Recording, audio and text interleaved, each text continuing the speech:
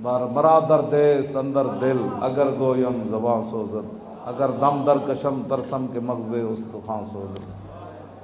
بہت سارے میرے سینے میں درد ایسے ہیں کہ اگر میں زبان پر لاؤں تو زبان جلتی ہے، اور اگر سانس کھینچے تو ڈر ہے کہ ہڈیوں کا مغز بھی نہ جل جائے.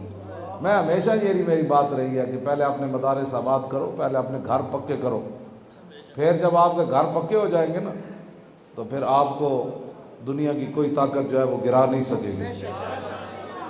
نکالیاں چھوڑ دو، غیروں کی نکال ہی ہوتا ہے. میں اس کا قائل ہوں، آپ بتانے کی ضرورت ہی نہ پڑے. مشکاں باید کہ خود ببوید نہ کہ عطار بگوید.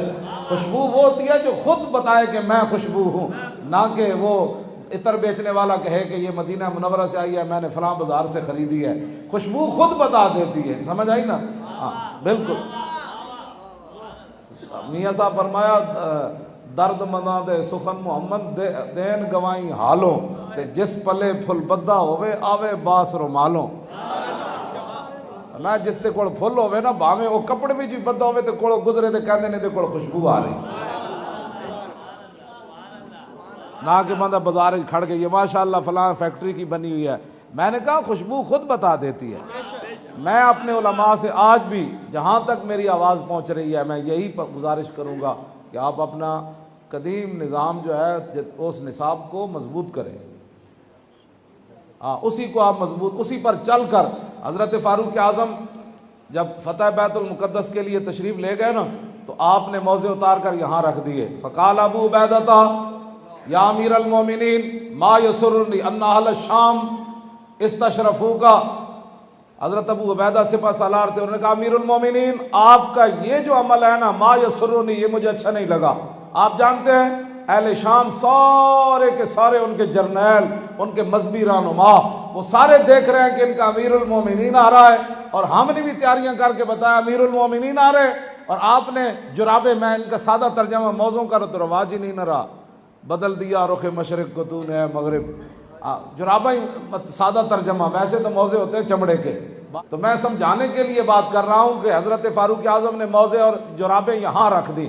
حضرت ابو عبیدہ سپہ سالار تھے، آپ کا استقبال کرنے کے لیے آگے سارے صحابہ کھڑے تھے. جرنیل خالد بن ولید بھی کھڑے تھے، حضرت کاکا بھی کھڑے تھے، حضرت مثنہ بھی کھڑے تھے، حضرت شرحبیل بھی کھڑے تھے، معاذ بن جبل بھی کھڑے تھے، ابی بن کعب بھی کھڑے تھے، ابو ہریرہ بھی کھڑے تھے، حضرت بلال بھی کھڑے تھے، سارے صحابہ کھڑے تھے. لیکن چونکہ سپہ سالار تھے یہ آگے آئے. انہوں نے کہا یا امیر المومنین ما یسرنی، یہ کام آپ کا مجھے اچھا نہیں لگا. ان اہل الشام استشرفوک، ما یسرنی کے بعد انا ہوگا بھائی، انا نہیں ہوگا. ان اہل الشام استشرفوک، مطلب بعد پہ کہ استاد انا پڑھ جڑا. ہاں جی، میں ویسے وقفے تو بعد پڑھیا. فرمایا اہل شام جو ہے وہ آپ کو دیکھ رہے ہیں، اور وہ کیا کہیں گے کہ ان کے امیر المومنین کو یہ بھی نہیں پتا کہ جرابیں جیب میں ڈالی جاتی ہیں نہ کہ کاندھوں پر رکھی جاتی ہیں. فقال واہ، یہی میں واہ کرتا ہوں. لوگ کہتے ہیں یہ شدت پسند ہے.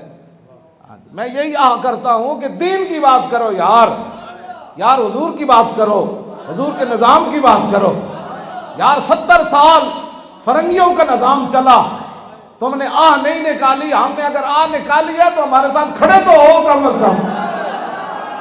تم ان کے ساتھ سمجھوتے کر کے کبھی ادھر ایڈجسٹمنٹ، کبھی ادھر ایڈجسٹمنٹ، اندر جا کے وہ اسمبلیوں کے اندر جا کر پھر وہی بولیاں، وہی باتیں، وہی جمہوریت کی باتیں تم کرتے ہو.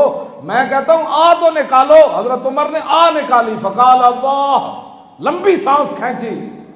فرمایا لو یقول ذا غیروں کا ابا عبیدہ جعلتہ نکالا للامت. فرمایا ابو عبیدہ تو کہ میں تیرے مقام کو سمجھتا ہوں کہ حضور نے فرمایا لکل امت امین وامین ھذہ الامت ابو عبیدہ بن الجراح. فرمایا ہر امت کا ایک امین ہوتا ہے، میری امت کا امین ابو عبیدہ بن جراح ہے. اور مجھے تیرے مقام کا بھی پتہ ہے کہ حضور نے ایک لین میں لگا کر تجھے جنت دی ہے. حضور نے. اور ایک بندہ، ایک علاقے کے لوگ آئے نا، حضرت فاروق اعظم فرماتے ہیں، انہوں نے کہا جی ہمارے پاس کوئی بندہ بھیجے. تو حضرت فاروق اعظم فرماتے ہیں پوری مسجد نبی شریف کی صف میں رسول اللہ مصلی پر بیٹھ کر تلاش کر رہے تھے ابو عبیدہ کدھر کھڑا ہے. ہاں جی، تو بڑی شان ہے ابو عبیدہ بن جراح کی. تو انہوں نے کہا کہ اگر آپ کے علاوہ کوئی بات کرتا ہے تو آج میں اس کو اتنی بڑی سزا دیتا کہ حضور کی امت کے لیے وہ عبرت بن جاتا کہ غیروں کو دیکھ کر اپنے رویے نہیں بدلے جاتے، غیروں کو دیکھ کر اپنی تہذیب اور تمدن نہیں بدلا جاتا، غیروں کو دیکھ کر اپنی ٹوپیاں صحیح نہیں کی جاتی، غیروں کو دیکھ کر اپنا لباس ان جیسا نہیں بنایا جاتا۔ ہاں سمجھ آئی نا بات؟ ہاں میں تجھے یہ بات تھی، آپ نے فرمایا کہ یہ بات میں تجھے عبرت کا نشان بنا دیتا کہ ہم نے ان کو دیکھ کر اپنے رویے صحیح کرنے ہیں۔ ہمیں آپ نے بات کیا فرمائی؟ فرمایا عمر تو پہلے بھی تھا، اعلیٰ اعلیٰ کپڑے پہنتے تھے، عمر پہلے بھی پتا تھا کہ موزے کہاں رکھے جاتے ہیں، عمر ہے، لیکن انا کنا ذل قوم۔ اس کا ترجمہ میں صحابہ کے ادب کی وجہ سے میں نے کبھی کر بھی دیتا ہوں شاید، لیکن میں ادب کی وجہ سے اس کا معنی کیا مولانا بندہ کرے۔ آج مولوی خادم کی پگڑی کو اگر کوئی کھینچے تو کہتے جی میری بے ادبی ہو گئی، تو میں تو انڈا جی گل کرنے لگا نا اے وے کہ آج کا مسلمان اپنا قد کاٹ دیکھ کر حضور سے پیار کرتا ہے۔ میں آپ کو سچی بات بتا رہا ہوں، اگر یہ قد کاٹ اپنا دیکھ کر محبت نہ کرتا نا تو بیریئر ٹاؤن کے اندر درود و سلام سپیکروں میں ضرور پڑا جاتا۔ انہیں کہا چونکہ میں وڈے ٹاؤن میں چلا گیا لہٰذا وہاں درود و سلام کی اب ضرورت نہیں رہی۔ ہاں اس نے اپنا قد دیکھا، محمد عربی کا مقام نہیں دیکھا۔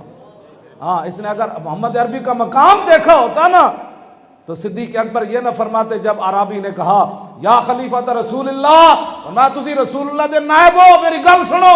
آپ نے فرمایا یہ کیا بات کر دی تو نے، حضور کا نائب کون ہو سکتا ہے؟ فرمایا پھر کیا ہو؟ فرمایا انا خلیفۃ رسول اللہ۔ کیوں جی؟ حضرت عباس سے بھی یہی پوچھا گیا کہ تسی وڈے ہو یا رسول اللہ وڈے؟ حضرت عثمان کو بھی یہی پوچھا گیا تسی وڈے ہو یا رسول اللہ وڈے؟ حضرت قباس بن اشم کو بھی یہی سوال ہویا۔ تین صحابہ تو میں پڑھیا، کوئی چوتھا بھی کہے گا تو وہ بھی مان لواں گے، پڑھیا اتنا ہے۔ ان تین صحابہ کو پوچھا جی تسی وڈے ہو یا رسول اللہ وڈے؟ تو انہیں یہ نہیں ویکھا میں حضور دا چاچا، تو عمر بھی جو وڈے سن، لیکن گل کی تھی؟ فرمایا اکبر منی رسول اللہ وانا سنو من ہو۔ فرمایا یار وڈے تے رسول اللہ ہی جمعہ میں پہلے۔ ہاں یہ ہے مسئلہ، یہ ہے مسئلہ۔ لوگوں نے اپنے قد دیکھے، اپنا دیکھا کہ میں اتنا پڑھ گیا، کام انگوٹھے چومے، خطیب کیوں نہ 10 بار چومے؟ انہیں کیا میں تو ان خطیب ہو گیا تھے، میں مڑ مڑ چومیا تھے، میرے تے عوام میں فرق کی رہ جانا۔ عوام ایسے مؤدب ہو کر کھڑے ہو کر درود و سلام پڑھتی ہے تو خطیب کیوں ادھر ادھر دیکھتا رہتا ہے؟ اس کا تنگ ہوتا ہے کہ اب سلام ختم ہو تو میں لوگوں سے ہاتھ چمواؤں۔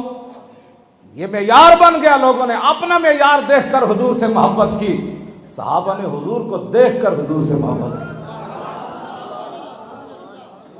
اسی واسطے تو وہ عروہ بن مسعود جب واپس گئے، محبت ایسے ہونی جب حضرت صدیق اکبر بھی موجود، حضرت عمر بھی موجود، مولا علی بھی موجود، حضرت بلال بھی موجود، 1400 صحابہ میدان حدیبیہ وچ موجود، تے واپس جا کے عروہ بن مسعود نے انہوں نے مکے والے نو کی کیا؟ انہیں کہا قوم واللہ لقد وفدت علی الملوک ووفدت علی قیصر و کسریٰ والنجاشی واللہ ان رأیت ملکا قط یعظم اصحابہ ما یعظم اصحاب محمد محمدا۔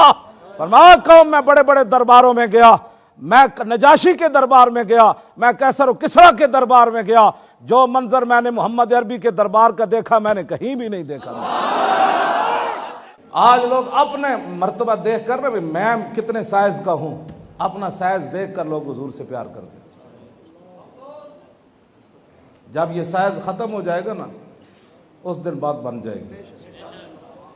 یہ سائز ختم کریں، بس انہیں جانا جب بھی۔ انہوں نے کہا کیا دیکھا؟ انہوں نے کہا واللہ ان تنخم نخامتا الا وقت فی کف رجل منہم فدلک بہا وجہہ وجلدہ۔ آج تو انگوٹھے چومنے پر لوگ دلائل مانگتے ہیں، صلاۃ و سلام پڑھنے پر دلائل مانگتے ہیں، کھڑے ہو کر درود و سلام پڑھنے پر، میلاد شریف پر لکھاں سلام اس خاک نو جتھے صحابہ چل کے گئے کہ جن کے عمل نے دنیا کے سفارتکار کو حیرت زدہ کر دیا، پریشانی میں مبتلا کر دیا، اور اس بندے کو محمد عربی کا غلام بننے پر عمل نے مجبور کر دیا۔ عروہ بن مسعود یہی عمل بے دیکھ کر تو مسلمان ہو گئے تھے۔ آج ہمارے عمل دیکھ کر کون حضور کی طرف آئے گا؟ وہ کہے گے جو ابھی ابھی ناموس رسالت پر بات کر رہا تھا، اذان ہوئی تو حضرت نے خود انگوٹھے نہیں چومے۔ جی، اور صلاۃ و سلام کے فضائل بیان کرتے کرتے میں نے دیکھا کہ خود حضرت نکل کر جا رہے تھے. اگر صلاۃ و سلام کی اتنی فضیلت ہوتی تو حضرت خود بھی تو کھڑے ہو کر صلاۃ و سلام پڑھتے. اور ادب اتنا بتا رہے کہ تھے کہ صحابہ کانا رؤوسہم الطیر، جیسے کہ ان کے سروں پر پرندے بیٹھے. تو میں نے خود دیکھا کہ نعت پڑھی جا رہی تھی، مولانا درمیان میں گپے لگا رہے تھے سٹیج پر بیٹھ کر. صحابہ تو جب یہ کہیں جی، ہمارے بزرگوں نے لکھا جیسے حضور کی ظاہری حیات میں ادب ضروری ہے نا، فواجب علی کل مومن، امام تقی الدین سبکی فرمایا فواجب علی کل مومن متى ذکر او ذکر عنده ان یخضع ویخشع ویتوکر ویسکن من حرکته ویاخذ فی ہیبتی واجلالی بما كان یاخذ به نفسه لو كان بین یدیہ ویتادب بما ادبنا اللہ به. اور وہذی کانت سیرت السلف والائمۃ الماضین. ہاں جی، وتعزیر بالمبالغۃ فی نصرتہ واعانتہ. ہاں جی، تعزیر حضور کی عزت کیا ہے کہ حضور کا مدد کر کے لیے اپنا مبالغہ کرے. وعادت الصحابۃ فی ذلک المبالغہ، فرمایا صحابہ کی عادت یہی تھی کہ حضور کی مدد کرنے میں، حضور کی تعظیم کرنے میں، حضور کی نصرت کرنے میں مبالغہ کرتے تھے. وَلَوِ اسْتَقْصَيْنَا مَا وُرِدَ عَنْهُ